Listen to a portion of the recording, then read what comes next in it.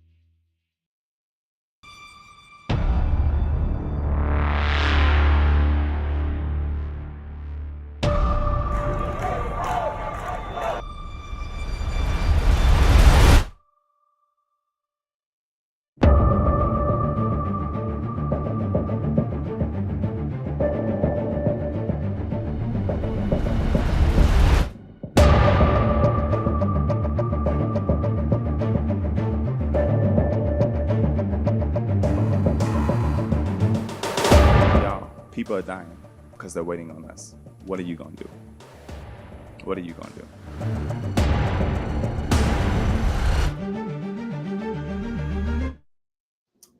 We are back with the great Pastor Lisa Musser, Tabernacle International Church.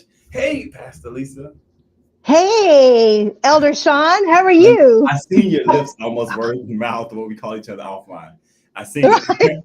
I started to call you that. Right? I know. I seen it. You knew? But I caught myself. I want to have you back on today because I think that what we're going to talk about today is important. I mean, I don't think I know it's important. So for those who are just watching us, we know we had a busy weekend. Over the weekend, we had two mass killings that were both seemed to be racially motivated. One in Buffalo, where there were African Americans killed by a white American who literally went out to kill them just because of the fact that they were black. And then not even 24 hours later, there was a shooting in California where there was a Chinese person, a Chinese man who went out and killed people who were from Taiwan. Basically, there's a Taiwanese church, all because of the fact that they were from Taiwan. So I think that we're in a place to where Joe Biden likes to use the term, it's about the search for the soul of America. We're in a place to where the soul of America is really under attack and it's being exposed. How do you feel about everything that happened over the weekend? Let's start there. Well, I feel like, all the work that we do together, we partner with a lot of things. Sometimes it just seems hopeless. It just seems like, where are we really, and but we have to jump out of that in order to get back to work. And it just shows us how much work. I mean, these people, specifically in Buffalo, literally targeted just for the color of their skin. And, I don't know what it's going to take for white America to wake up and even acknowledge, just the term racism triggers vast numbers of what just that word.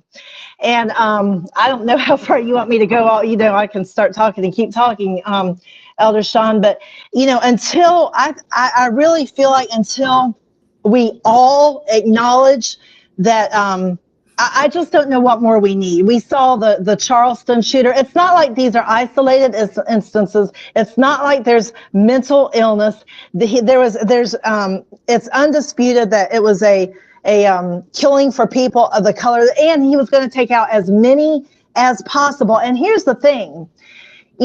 People in that neighborhood, the thing with me, Sean, is it starts at home. And white parents, white families don't talk about race. White people don't even see themselves in that term. Like I said, the term itself, race, triggers most white. They don't even see white as a race. So when they hear, race is shooting, it's like, okay, that's their problem over there. That's, You know, and so they're not even identifying as a race, which is so racist in itself, because it's as if white is just the status quo. So everybody else is a race and has to deal with racism. And white people generally don't even want to see themselves as we are a race. And then much less just to speak to, you know, the systems that are in place that keep this stuff going. All of this stuff just, you know, racism just continues to take another form, another shape here in 2022. And That man. So sorry, because your Bluetooth, it seems like it's giving us some static. Can Okay, you sorry. Bluetooth and just maybe talk directly into the phone? Is that better? A little bit. Say it again. Is that better? Yeah, it's a little bit better. Sorry. Okay. No, you're fine. But you know, I think I heard, and I might be wrong about this, it doesn't really matter, but I think I heard that his parents didn't have any idea. But here's the thing. Where is he's 18 years old, that the Charleston mass murder in Charleston that shot up the black church again for race, he was young. When is white America going to stop denying that there is extreme racist ideologies, you know, being promoted, to for this guy to believe and hate black people that much? And I've heard a lot, I know you have too, Sean, about the whole replacement thing, that, you know, this is coming from a theory that white people are, and I'm just saying, those things are being spoken of as reality on mainstream news channels by mainstream Tucker Carlson on Fox News, just to call it out, has I saw this too on, it was national, I think NPR, National Public Radio, so it's a neutral source, and they found 400 instances where he was talking about this, you know, replacement idea where white people are going to be the minority, and, you know, who cares? But the thing is, here's the thing, is that people like him, like Tucker Carlson, or like people that believe, here's the thing, they will be the first ones to say, I'm not racist, you know, I'm not, I don't profile people. They'll be the first ones to deny it. And so until this is, I mean, not to get totally off topic, but this is why I think critical race theory is so important, because if the people aren't going to get it at home, they're going to get extreme racist ideologies in their head from somewhere. That kid got it from, it's out there. It's out there. So then the least we can do is try to put some kind of balance in it by teaching it if it's not happening at home. What I think should happen is that white families need to have the race talk. I've heard, I'm not in a black family, but, you know, I understand that black families have to have talks with their teenagers about what do you do when you get stopped by a police, just to live, not to get out of a ticket, not to, you know, just to live through it. And so white people don't have any talks about race.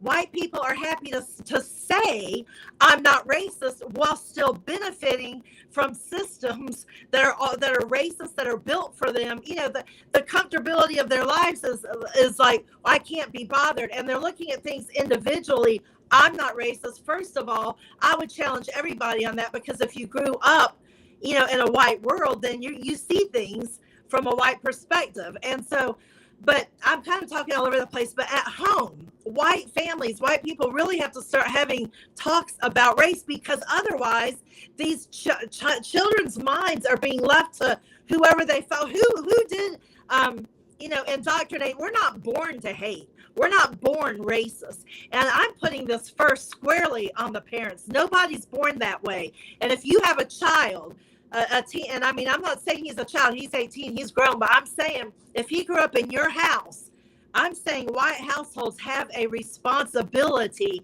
to have the talk about race, and to also, you know, in the bigger picture, to come to terms with the history of this country and why we're where we are today. I mean, just lynchings, mass murderings of black people by white, that it wasn't in our distant past. And when those things are handed down, it was not that many generations ago. And so when you have a generation that has hate in their heart, and that's passed down, and even if it's not explicitly taught, like, okay, go hate black people, I'm telling you, children pick up in behaviors. Children pick up if their mother's at a grocery store and she grabs her purse and her kid a little tighter. If a black man walks by her, children pick up on, you know, if you're on a public bus and there's a group of black people there and white people there, or even in a church, So we're going to find our place over here with the white people. See, children pick up. There's so much that might not be necessarily taught with mouth and, but it's caught. It's caught by the ways we live. It's caught by the ways we act that are rooted in that. And until white people even come to terms with, yes, we are a race, and talks about race matter, and especially considering the historical context, nobody's trying to just blame all white people or hate all white people or make all white people feel guilty. But I'm seeing this thing, when you see what that 18-year-old white man, it's coming from a white, mindset of supremacy. It's flat out white supremacy. It's superiority. It's even, it's a lynching. It's, I'm superior and you're inferior, so you need to die. And you really need to, and I'm going to say this, this country does have a history of any time that Black people even try to start to get ahead or get some ground, then boom, there's just an effort. There's a lot of times by the government, there's an effort, Black Wall Street, there's an effort to just, voting rights. Okay, you have the right to vote, but go count the jelly beans. There's an effort to just squash it, to just crush it. And so what's interesting is that you made a statement earlier today. You said that you have heard that in Black households, we have to have the talk about what it's like to be a Black man when you get pulled over, what you should and should not do. Well, as a Black person, I'll tell you in my household, that conversation is very much reality, right? We do it every day. It's a conversation that was had with me, and I've had to have with my niece, my nephew, and even young ladies. But at one point, it used to be something that we had to have with our Black males. Now we have to have it with our Black women as well. And I have to say that this particular incident has done something to shake me at my core. I haven't even been able to sleep since I've heard about it. And it's caused me to look at the space and the places I walk into differently. So I'm going to give you an example. Yesterday, I was out of town and I was trying to just get away, enjoy the mountains. And I walked to this restaurant in this town I was in. And when I walked to the restaurant, when I say everyone turned around and looked at me, and you can see in their faces the question that they were asking in their heads was, why are you here? Right. And at first I felt uncomfortable. I was like, I'm just going to go. But then I was like, you know what? No, I'm going to sit down and I'm going to have something to eat. And when I say there was a guy who walked in behind me who was white, and he got served before I did. Literally, the two waitresses kept going back and forth, and they kept debating who was going to serve me. And I was the only Black person there, but there was no debate about who was going to serve the other people in the restaurant. And the guy across from me literally started getting served immediately before me. And I felt so uncomfortable that I was to stay in that town for another night. I left last night. I left that town and came back to my home. And I was supposed to stay there another night because of the fact that the tension in this country is so thick right now that you can take a knife and cut through the air and really feel it. And you know me, Pastor Lisa, like I have been one that's very much trying to keep this all level, saying that, hey, some of the things that are going on in the Black community are going on in the white community. But this will be the most radical you'll probably ever see me. Because of the fact that I can't say that I'm seeing Black people kill white people in mass only because of the fact that they're white, right? I cannot say that if what would have happened in Wisconsin with Kyle Rittenhouse would have happened with a Black person killing two white people, that he would have walked out of that town with his gun, went back home and got arrested. I cannot say that a Black person who was accused of going into a white church and shooting people in the church would have been treated to Burger King before he made it to the jail. I cannot say that if a Black person would have went to a grocery store that was predominantly white and killed white people only because of the fact they were white, that he would have made it even to his county jail. It would not have happened without a scratch, or made it to the hospital before you end up going to your county jail. And when we have this conversation, I don't think that it's enough for people to just say, I understand how you feel. I'm sorry for your community. We've been hearing sorry for 200 plus years.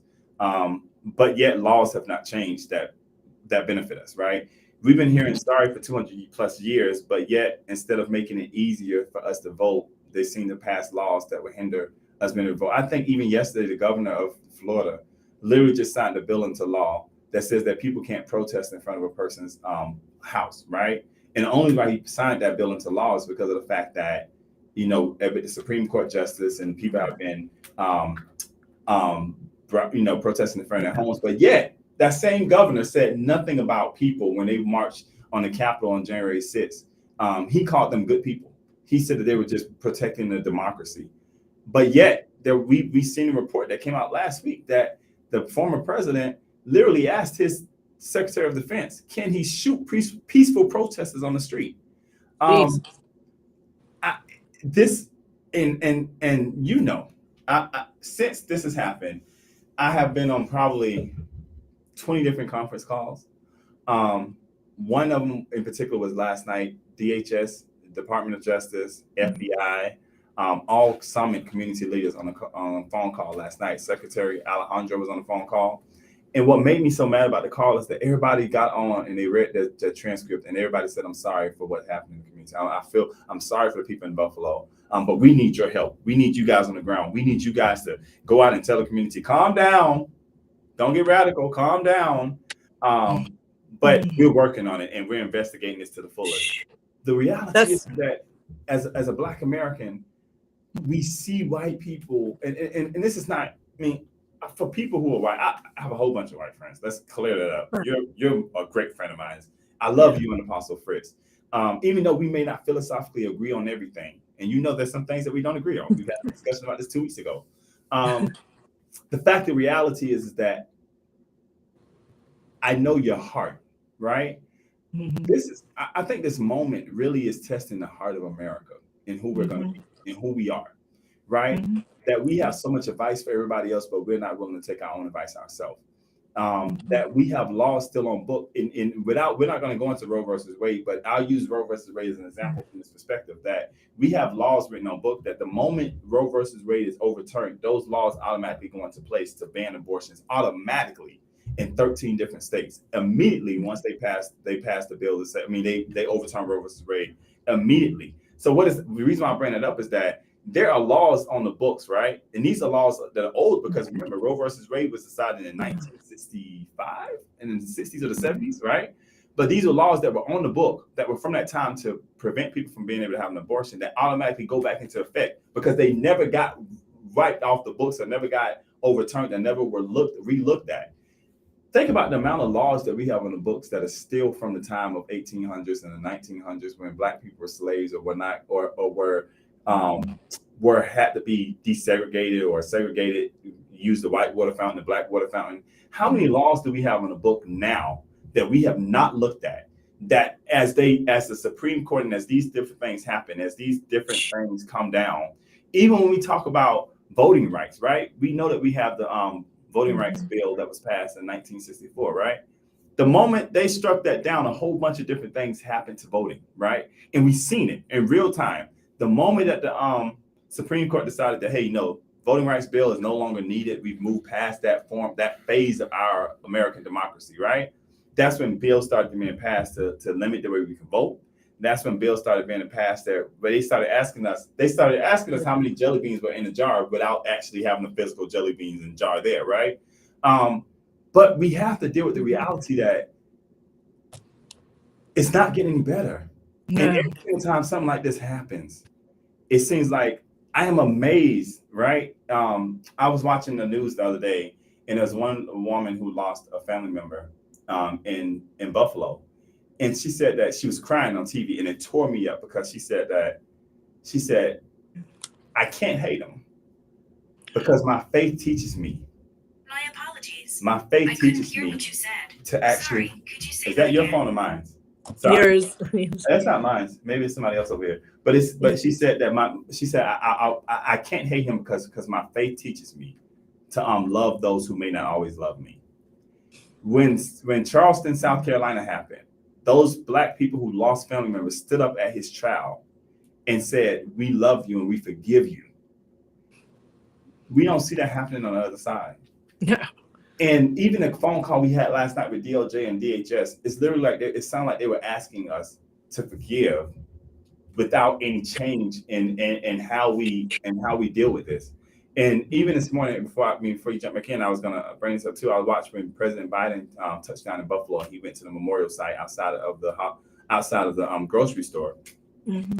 All of them went there and they read the cards. But there was one Black person in the whole group, and her name was she's she's the attorney general for the state of New York, and I hope Sean can find me the name for her real quick. She's the attorney general for the state of New York. She's the only black person there. She stood there for like 3 minutes while Joe Biden was over there talking in the corner. Because why? Because that was more real to her than everybody else in that corner. And what it helped me realize is that even though a part of white America stands with us in this fight, right? Even though a part of white America protests with us in this fight, they would never understand what it feels like to be in these shoes, right? They would never understand. And I was reading a comment, Dolly Carter wrote, she said, police stops can be dramatic. I've had horrible experiences as a white woman that was with a black person in my car, right? If you ever want to know what it feels like to be pulled over by a police officer and feel afraid, have a black person in your car. And I guarantee you your reality, thank you, your reality of what it means to be pulled over will change. And I'm sorry, that was Attorney General Letitia James from New York. She stood there for almost 3 minutes past Joe Biden and just kind of looked at it. And you could tell she got torn up by it because of the fact that it's her reality, it's her community. Mm-hmm. Yeah, it disappoints me greatly to hear that the Department of Justice and the Department of the big federal government, the ones that are, this is their thing. It really breaks my heart to hear, like we both said, it's like we haven't gotten anywhere, but we can't think that way because, Dr. King said it's a persistent fight. We have to keep going. We have to endure through resistance. But it's very disheartening to hear that they're basically saying, okay, pacify everybody so we don't have marches and riots like we did in 2020. And, Sean, people are so quick to take Dr. King out of context and, just make him sound like, just like you said, the black community just continues to love. And that, all of that is real Christianity.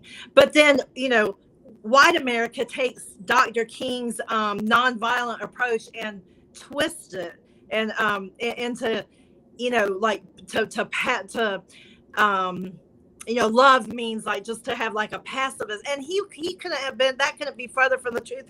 He also said that riots are the language of the unheard. So, even in his time, it's like, he had tried, and he even laid out, when there's injustice, he even laid out specific steps to take to fight it. But at the end of the day, when you've talked to everyone you can talk to, and I feel like Black America has, Black Push has been in the halls of Congress meeting behind closed doors with U.S. lawmakers for voting rights. And, you've appealed every way, marched locally in Atlanta. And, when you've done all that, what are you supposed to do? And so instead, white America is just looking for those riots to come up because see, everything we say about Black people is true. See, and it's the language of the unheard. And that's the thing I can't get past is what's it going to take for somebody who is a non-person of color to listen, to stop talking, to stop with these racist narratives, these hateful narratives, to stop telling other people what their existence, what right do I have to say, this is what your existence is, the law say you're free, so go make some money. So, what right do I have to say to somebody whose shoes I'm not, like you said, I don't have a clue what it's like to be, Black and pulled over, but what is it going to take for white America to stop talking and telling Black America what their life is like when they haven't lived it and actually listen? It was funny because I was watching a documentary of a former Klansman, and he used to be a former Klansman. He was a leader in the Klansman, the KKK. His daughter ended up getting pregnant by a Black African-American guy, right? And he said, and he tells the story, he said, I hated Black people. I hated Black people. He said, I hated Black people until that grandbaby came out of my daughter. And I looked into his eyes and I began to realize that his eyes looked like my eyes and that he looked like me and that he carried the same bloodline I carried. And he said, immediately I was instantly in love with that baby, right? And I think that a part of America's problem is until we're able to take a step back and listen, but also try to put ourselves in that situation. To try to put ourselves in a situation that for years as an African American, we were out there working in fields for free. We were told that if we picked up a book and we decided that we wanted to get an education, that we were going to be punished, or we would lose our fingers, or we would lose our hands, or you know what I'm saying? Like the reality is that like everybody wants to be able to go to their grocery store and feel safe going to their grocery store. But the reality is, let's deal with the reality that there's a community that has woken up today. And now, and the crazy part is that we used to feel like our church was a sacred place. It was the one place that we had that we can go and we were going to be safe, right? But there's a community today that don't feel safe in church anymore. There's a community today that don't feel safe going to their grocery store that's in their community anymore. There's a community today that don't feel like they can go to a movie theater in their community anymore. I mean, we have to hear that. Mm-hmm. Yeah, and instead of hearing that, and I didn't mean to cut you off. Were you done? No, you're good. Well, instead of hearing that, if you just say that to an average white, and it is widespread. It is widespread. What you're going to hear is defensiveness. Instead of hearing any kind of compassion. I have not heard many white people even speak to the massacre. And Lisa, let me tell you something. I have, in the last 24 hours, I have went and looked through almost everybody's Twitter feed who has some kind of voice in this area. And you will be surprised the amount of them that have spoken up. And some of them have come out that have spoken up. Very few. And I even think I've seen something from a governor, I'm not going to mention his name, who said, like, let's not be so quick to rush to judgment. And I'm paraphrasing. Let's not be so quick to rush to judgment on what happened here. When the FBI got on the phone call with us last night and said, we know for a fact that this is a hate crime that was racially motivated. But we have people in power, from the governor's offices to senators to Congress people, who are saying, let's not rush to it. This young man may have had some other issues, or now we want to blame mental health for being the problem, right? Let's be honest. I don't care if mental health is an issue in America. We know that. But mental health doesn't cause you to hate a person because of their race, right? Right? That's not mental health. That's not somebody who is on the border of having been, you know what I'm saying? Like, I don't even know how to explain it. I'm upset. I'm upset because of the fact that this is something that continues to happen. I'm hurt because of the fact that the people who I would expect to stand up and stand with us have been quiet. And even when I say this, I'm talking about even some of my white clergy brothers and sisters out there who I have fellowship with. And I have gone to their churches. I've stood in their pulpits. They've stood on our podiums where we did events, have still not made a statement saying that this is wrong. Did not go to church on Sunday after it happened and stand up in the pulpit and say, hey, you know what? We have to start coming together and stand up against this. Still to the day have not done that. I am hurt because of the fact that as far as we've come, last week I told you I had a chance to meet with Miss Alona Clayton. And I asked her, one of the last questions I asked her, I said, how do you feel like things have changed from the time of, with Martin Luther King and you guys out there protesting for the right to vote and all these other, and Selma, how do you feel like things have changed? And she looked at me. At the age of, I think she's 92 now, right, Sean? Is she 92? At the age of 92, she stood up, she looked at me and she said that things haven't changed. They just changed the tactics in which they use. Yeah. She said, and what she said to me, she said, a white woman would still see a black man walking on her sidewalk and would cross the street because she's afraid of him stealing her purse. Yep. Or clench her purse. And that took me back because I'm like, this is somebody who was in the fight, in the thick of it, where I'm going to Selma to celebrate what they did in Selma. She was in the thick of it. She was around when it happened. She was on the phone with some of these people when it happened. And then a couple of days later to see that we have this going on, 18-year-old young man goes and kill people only because of the fact they're black. I think that as a nation, we have to do soul searching. As a nation, we have to have a conversation and stop shying away from this issue. And we have to be real enough to say that this is an issue in America. Racism is not going anywhere. And the reality is that the deadliest threat to America today is not Russia, it's not Iran, it's not China, it's not North Korea. It's domestic terrorism by white supremacists in America. That's the most, and everybody in politics, everybody in our intelligence community will tell you that. And we have to start addressing it. And I hear, like, just today we had a discussion about this, and somebody brought up in our office that, we can't be so upset with white America killing black America when black Americans are killing each other, right? And I get that argument. But I don't think that one has nothing to do with the other. Nothing. Nothing. As a Black America, and I'll say this publicly, as Black America, we have to deal with the violence in our own community, right? We have to. There's no But that's question a about separate it. issue. We have to deal with that, but that's a separate issue. That's a separate And that's a issue. separate issue from saying that it's okay for a person just to look at it. And it's not just, and let's correct this, right? This is not only, this is not an attack that a certain part of America only has on the Black community. They have it on the Asian community. They have it on the Hispanic community. They have it on we just seen 24 hours later that there was an incident in LA where people are in church trying to worship, and somebody goes into the church and starts shooting. This is one that I am extremely touched by. It's one that has galvanized me in a way that I have not been galvanized before. And it's one in which we will bring all the resources. I told somebody from last night, a good friend of mine who works for DHS, that we're going to make it happen here in Atlanta, and we're going to use Atlanta as a melting pot to do it. But racism, it has to go away, because if it doesn't go away, then America won't be America in the next 10 to 15 years. That's right. Well, I agree with everything you're saying. And the thing, the double standard is what really gets me, because, you brought up the mental health thing and how, when there is, I remember in Atlanta, you'll probably remember this better than me, but there was a Black man who, I think he was naked, and he was running through Atlanta. Now, he was naked. So the point is, he couldn't be hiding a weapon or anything, and he was shot. And it was clearly a legitimate mental illness thing, right?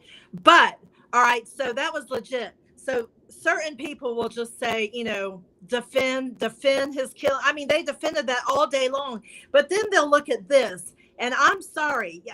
First of all, this mass murder, he had already undergone a mental thing, because he threatened to shoot up a school. So they had already evaluated it. They can't pull that out of the hat now, because they've already gone down that path and deemed him to be safe enough that he went right back in school. So they cannot try to use that now. They disarmed themselves with that mental health defense when they themselves checked him out and found him to be perfectly fine. This was well-intentioned. He comes from a community that's less than where he lives. I'm talking about, it's 1% or less Black. And so he doesn't, it's just straight up hate, race. It's interesting, Pastor Lisa, I read an article last night that said that 62% of police-involved shootings against African-Americans, the African-American is unarmed. 62% of police shootings. And imagine, so we're getting killed when we don't have weapons. Imagine what more it would be if we had weapons, or we were going into these communities with weapons. I remember a time, I'm from Fort Lauderdale. I remember a time I was going down the street, and there was this guy a white guy who was walking down the street with an AK-47, right? And there was police officers rushing down the street to go talk to him. But I remember how they approached him. Because they approached him as somebody whose life was valuable, right? But then I remember when I got pulled over, and I was treated way different as being pulled over for speeding versus a guy who was walking down the street with an AK-47, walking back and forth down the street. And the reality is that let me tell you something. Black America is not new to this. You ask any Black man, if a white man, if a Black man or a woman would have went and shot up a grocery store and made it out of there alive, all of us would tell you that in no way would have happened. Right, never. And he had body armor on, but they would have shot him in the face. They would have done anything to stop him. He could have been shot in the face, or you know what I'm saying? So yeah, and I know we have to cut short, and I'm so sad because I have to get to the airport for my 3 o'clock flight. But what I will say is that I hope and I pray that this can start a conversation that needs to be had in America, locally, statewide, nationally, because we cannot keep sweeping this issue under the rug. And one of the things that I am, I don't know, I find it more humbling because of the fact that I'm grateful to God that He's given me the platform He's given me, because it has given me more of the direction on what I'm going to be vocal And this is one thing I cannot, will not, shall not sit back and be quiet on, because when I have an auntie or uncle who calls me, who's in their 70s, who says that, hey, when you come down to Fort Lauderdale, can you go to the grocery store for me, because they don't feel safe going to the grocery store in their community anymore? That's personal for me. And we won't stop. We can't stop. And I need everybody who's out there, who's watching this podcast, if you really stand for justice, if you really stand for the true word of God, if you really stand for what's right, don't be silent. This is not a moment for us to be silent. This is definitely not a moment for us to be silent. We have to make our voices heard. We have to get out and vote, because we know in Georgia we're voting now. May 24th is the end of early elections. And then the reality is that if we want to talk about justice in the courtroom, May 24th is the only time we'll see judges on the ballot. So we are electing judges now on the ballot. But, Lisa, me and you have some more work that we're going to be doing throughout the week. We will be just super excited. We're going to our 4th One Accord conference. We're going to be doing it in Augusta. And we have a promo video for that, but we want to invite everybody out. If you have not, check out our website, go to our Facebook page at Black Push Inc. Go to Pastor Lisa's page, because she's going to be posting it throughout the week. Go to my page. I'm going to be boosting it throughout the week, Pastor Luke's page. But we have a dynamic group of speakers coming together in Augusta on Saturday from 5:30 to 7:30. And we want to make sure everybody's invited. Pastor Lisa, I know it looks like you have some last words that you may want to throw in before we Yeah, well, I'm really looking forward to that. Yeah, the last thing, thank you for picking up on that. The thing I want people to hear is that white supremacy isn't just a few extreme people, a few little leftover. White supremacy is mainstream. And until we start calling it what it is, that they're white people, some, a lot, feel that race is superior, period. Superior. That's why white people still occupy all the places of power and influence overall in this country, even in corporations. It's held by white people. But my point, Sean, is white supremacy isn't just on the fringes of society. White supremacy and that mentality and that ideology is mainstream. And until white America comes to terms with that and listens to what our brothers and sisters are enduring, and especially if you're a Christian, how can you hear that? How can you hear what Sean just said today and not care? How can you sit by? The Bible says in Leviticus not to sit by idly while your brother's blood is being shed. So I won't get off on all that, but I wanted to stress that white supremacy is mainstream, period. It's a false narrative to think that it's just, it's history. It's here. And it's widespread. Real quick, I want everybody to know that Black Push will be taking this very seriously. We are partnering. We're having phone conversations throughout the next couple of days with different people. I issued a statement on behalf of our organization that went out yesterday to over 500 people throughout the state. If you have not seen it, go to our Facebook page. You can read my statement on the shooting in Buffalo. But join us in Augusta. I have to go. Pastor Lisa, I love you. But I have to get to the airport because my flight leaves at 3:10, and I may not even make this flight. But I have to get to Fort Lauderdale to see my mother. But I am so grateful to you for being on. I'm so grateful for your opinion. And we will pick this conversation up, and we will continue to talk about it. But I want everybody to know that the only way we're going to overcome hate, Stevie Wonder wrote a song a long time ago, and the title of his song was "Love's in Need of Love Today." And love is in need of love today, because the love that we portray that we have, we don't really have. And I challenge everybody to sweep around your own back door, as the old post used to say. Look at your own kitchen, search your own hearts, search your homes. And if there's racism in your household, you need to ask yourself, how did it get there? Because racism is not something that we are born with. It's something that we grow with, right? But we're going to be on the front lines. We're going to continue to fight this battle. But we'll be in Augusta. This is the promo video for Augusta. We'll look to see you guys there, and we'll be back tomorrow. To have to speak truth to power. We just have an obligation to do one thing and one thing only, and that's tell the truth. Because if we live by what his word says, we're not going to go wrong. Every human being deserves equal treatment. If you don't know Vincent's name in your own community, don't call George's name. Where is the church today? One is a church, one is a package store. Which one is the greater influence? We must educate our people like never before. Even in our community, we too will be able to push back the soot. We've got to put our foot down and say, as for me and my house, not only will we serve the Lord, but we'll look like him. One accord is what we need. Stand up for all of God's children, and let's be on one accord.